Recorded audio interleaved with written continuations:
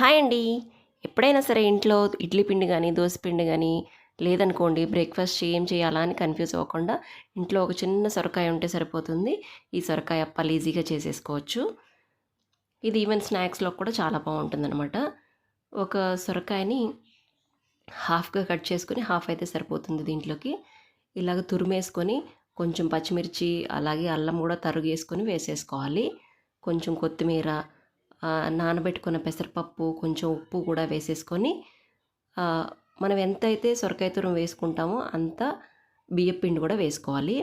అయితే సొరకాయలో ఇంకాస్త నీరు ఎక్కువగా ఉంది అనుకుంటే ఇంకొంచెం పిండేసుకొని అడ్జస్ట్ చేసుకోవచ్చు. ఇలా మనకి అప్పాల్లాగా ఒత్తుకోవడానికి ఈజీగా ఉండేలాగా ఆహ్, పిండి కలుపుకోవాలి. అయితే ఏదైనా ఒక ప్లాస్టిక్ కవర్ మీద ఆయిల్ అప్లై చేసేసుకొని, మన చేతులకు కూడా కొంచెం ఆయిల్ అప్లై చేసుకొని, ఇలా అప్పాల్లా ఒత్తేసుకొని డీప్ ఫ్రై చేసేసుకోవడమే. మరి ఎక్కువ కలర్ రానవసరం లేదు. ఇలా